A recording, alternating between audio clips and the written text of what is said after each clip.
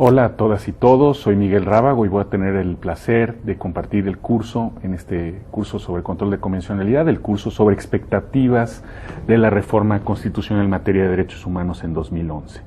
Quería antes que todo explicar un poco el contexto de las lecturas que propuse y por qué son relevantes para la discusión relativa a la reforma constitucional de 2011. En primer lugar, la primera lectura que vamos a analizar es una lectura de un conocido sociólogo y jurista de origen portugués, pero que ha trabajado sobre todo en América Latina, que es Boaventura de Sousa Santos, quien recibió el premio CONACYT a investigación en ciencias el año pasado.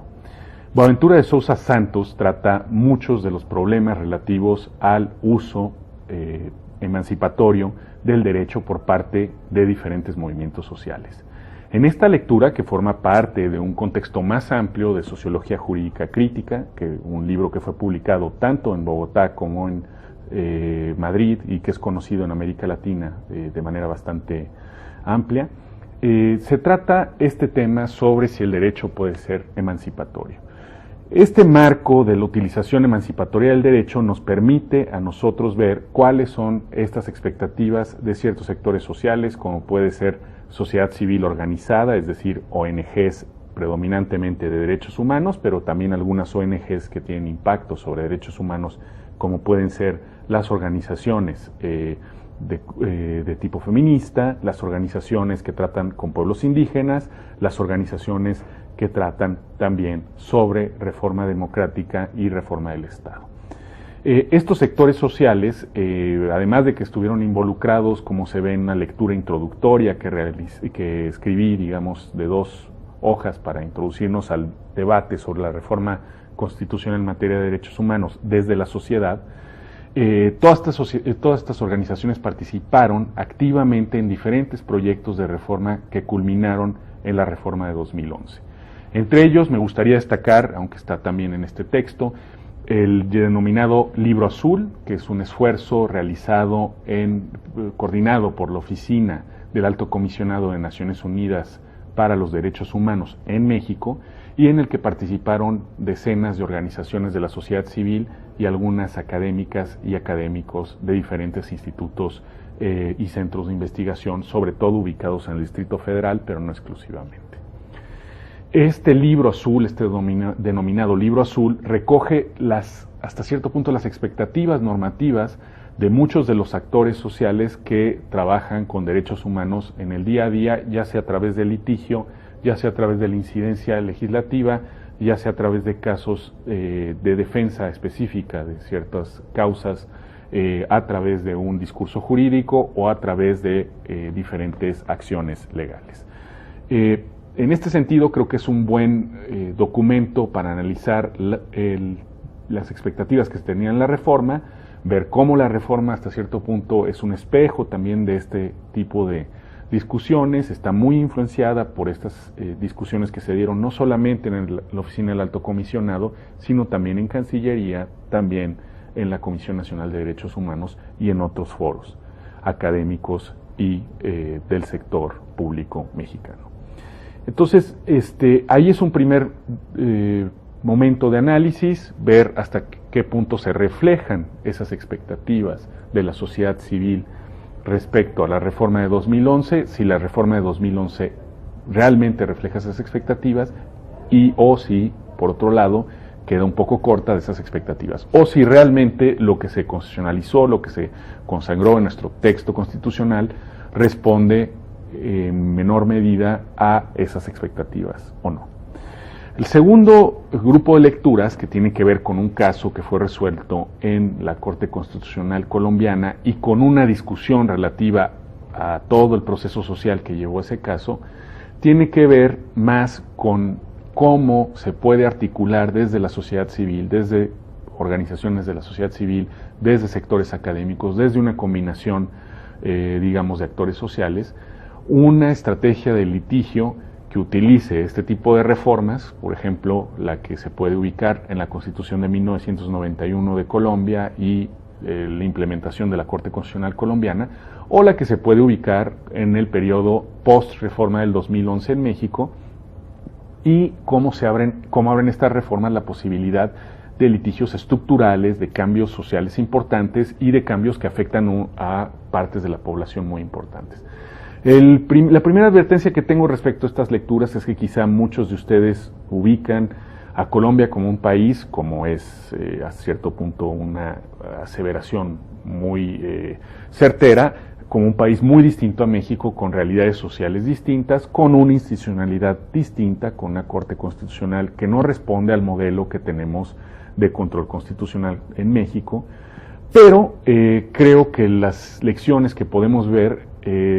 serían más bien como una especie de estudio de laboratorio respecto a las experiencias en un país que, si bien tiene condiciones sociales muy diferentes, sí parece tener muchas cuestiones culturales,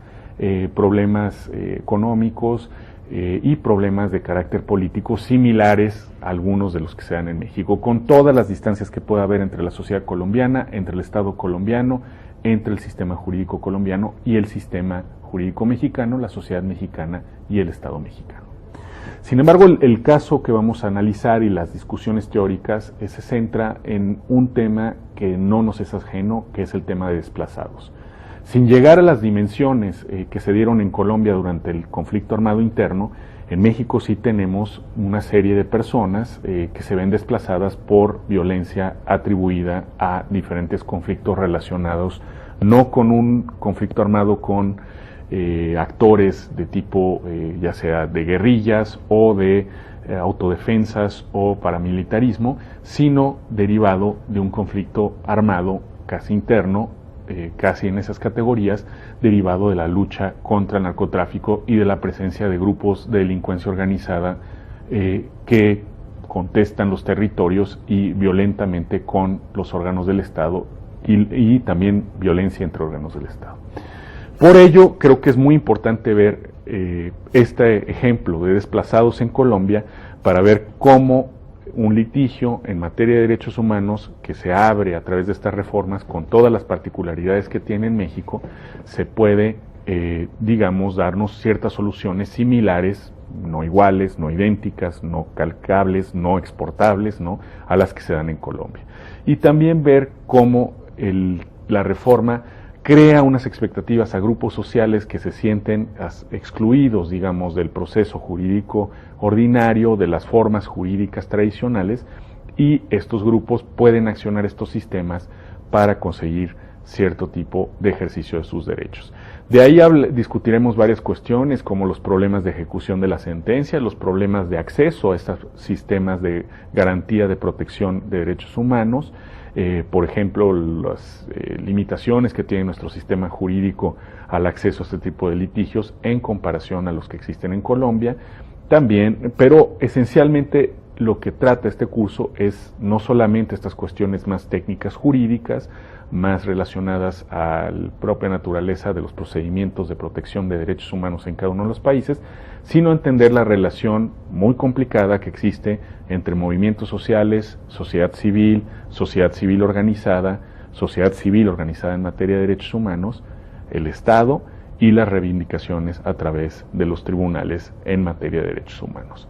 Creo que también es un buen momento para hacer otras lecturas de carácter sociojurídicas, que quizá ustedes agradezcan un cambio un poquito a lecturas más técnicas que han tenido en otros módulos y que creo que es un complemento muy importante, una lectura sociojurídica, y también hacer una especie de pausa en una reflexión más de carácter político y social respecto a la utilización de este sistema de protección de derechos humanos y respecto a las altas, y vuelvo a repetir que es muy importante, las muy altas expectativas que tiene la sociedad civil mexicana y concretamente la sociedad civil mexicana organizada en organizaciones de derechos humanos respecto a la reforma de 2011. Pues creo que los dos autores, bueno, el segundo autor es un colombiano, es César Rodríguez Garavito, que de hecho también ha trabajado mucho con el propio Boaventura de Sousa Santos y se inscribe en la misma tradición de uso alternativo del derecho, de uso emancipatorio del derecho, de ubicar